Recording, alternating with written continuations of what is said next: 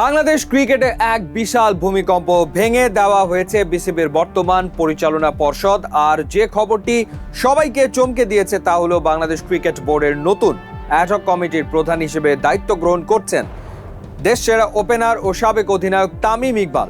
BCB নির্বাচনে ব্যাপক অনিয়ম আর কারসাজির অভিযোগে জাতীয় ক্রীড়া পরিষদ এই কঠোর ব্যবস্থা নিল।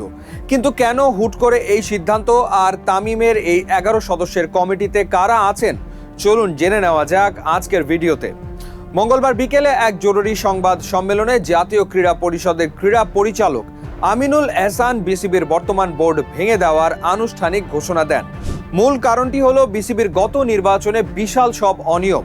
সুপ্রিম কোর্টের অবসরপ্রাপ্ত বিচারপতি AKM আসাদুজ্জামানের নেতৃত্বে গঠিত তদন্ত কমিটি তাদের প্রতিবেদনে দেখিয়েছে যে গত নির্বাচনে সাবেক ক্রীড়া উপদেষ্টা এবং সাবেক বিসিবি সভাপতি আমিনুলের সরাসরি হস্তক্ষেপ ও প্রভাব খাটানোর প্রমাণ পাওয়া গেছে। নির্বাচনের 3টি ক্যাটাগরিতেই ছিল অনিয়মের পাহাড়। আর এই পর্যবেক্ষণের ভিত্তিতেই NSC নীতিমালা 2018-র 21 ধারা অনুযায়ী বর্তমান কমিটি বাতিল করা হয়েছে। নাজমুল হাসান পাপনের বিদায়ের পর এ নিয়ে টানা তৃতীয়বারের মতো একজন সাবেক অধিনায়ক বিসিবির শীর্ষ পদে বসলেন। তবে এবার দায়িত্বটা তামিম ইকবালের কাঁধে। দেশের ইতিহাসের অন্যতম সফল এই ক্রিকেটার এখন 11 সদস্যের এই অ্যাডহক কমিটির প্রধান। এই কমিটির প্রধান কাজ হবে আগামী 3 মাসের মধ্যে একটি স্বচ্ছ ও সুষ্ঠু নির্বাচনের আয়োজন করা এবং একই সাথে বোর্ডের নিয়মিত ক্রিকেটীয় কার্যক্রম সচল রাখা। তামিম ইকবালের এই পাওয়ারফুল কমিটিতে ক্রিকেটের পরিচিত মুখ থেকে শুরু করে আইনি ও রাজনৈতিক অঙ্গনের প্রভাবশালী ব্যক্তিরা রয়েছেন। এই 11 সদস্য হলেন তামিম ইকবাল, মিনহাজুল আবিদিন নান্নু, সাবেক প্রধান নির্বাচক আতার আলী খান, সাবেক ক্রিকেটার ও ধারাভাষ্যকার ব্যারিস্টার রশনা ইমাম, সুপ্রিম কোর্টের আইনজীবী মির্জা ইয়াসির আব্বাস, মির্জা আব্বাসের ছেলে সাইদ ইব্রাহিম আহমেদ, সালাউদ্দিন আহমেদের ছেলে ইশরাফিল খসরু, আমির খসরু মাহমুদ চৌধুরীর ছেলে তানজিল চৌধুরী, সালমান ইস্পাহানি, রফিকুল ইসলাম এবং ফাহিম সিনহা। বোর্ড ভেঙে দেওয়ার এই বড় সিদ্ধান্তটি ইতিমধ্যে ইমেইলের মাধ্যমে বিশ্ব ক্রিকেটের অভিভাবক সংস্থা ICC-কে জানানো হয়েছে। সাধারণত সরকারি হস্তক্ষেপ নিয়ে ICC কঠোর থাকে, কিন্তু NSC দাবি করছে তারা নিয়ম মেনেই অনিয়ম ঠেকাতে এই ব্যবস্থা নিয়েছে।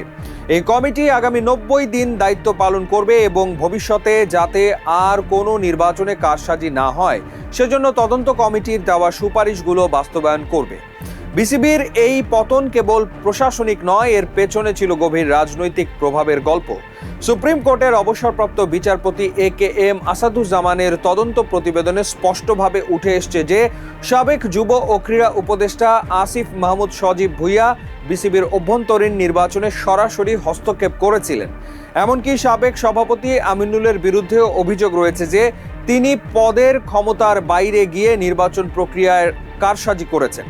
তদন্ত কমিটি তাদের 27 মিনিটের লিখিত বক্তব্যে দেখিয়েছে যে ক্যাটাগরি 1 থেকে শুরু করে সব পর্যায়ে ভোটার তালিকায় হস্তক্ষেপ করা হয়েছিল। এই অনিয়মগুলো দূর করতেই জাতীয় ক্রীড়া পরিষদ NSC কঠোর আইন প্রয়োগ করে বর্তমান পর্ষদ ভেঙে দেওয়ার সাহসী পদক্ষেপ নিয়েছে। তামিম ইকবালের নেতৃত্বাধীন এই 11 সদস্যের কমিটির সামনে এখন পাহাড় সম চ্যালেঞ্জ। কেবল একটি স্বচ্ছ নির্বাচন আয়োজন করাই তাদের কাজ নয়, বরং গত কয়েক মাসের স্থবিরতা কাটিয়ে দেশের ক্রিকেটীয় কার্যক্রমকে পুনরায় সচল করাও তাদের দায়িত্ব।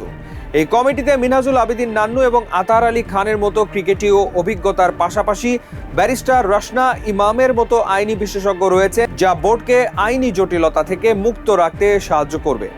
এছাড়া রাজনৈতিক ও ব্যবসায়িক পরিবারের সদস্যদের অন্তর্ভুক্ত করা হয়েছে যাতে বোর্ডের তহবিল এবং প্রশাসনিক সমন্বয় ঠিক থাকে। 3 মাসের এই সংক্ষিপ্ত সময়ে তামিম ইকবাল কি পারবেন বিসিবিকে একটি নতুন ও আধুনিক কাঠামোর ওপর দাঁড় করাতে? ক্রিকেট বিশ্ব এখন সেদিকেই তাকিয়ে। তামিম ইকবালের এই নতুন ইনিংস মাঠের বাইরে কতটা সফল হবে তা সময় বলে দেবে। তবে ক্রিকেট ভক্তদের প্রত্যাশা বিসিবি এখন রাজনৈতিক প্রভাবমুক্ত হয়ে সত্যিকারের পেশাদার একটি প্রতিষ্ঠানে পরিণত হবে।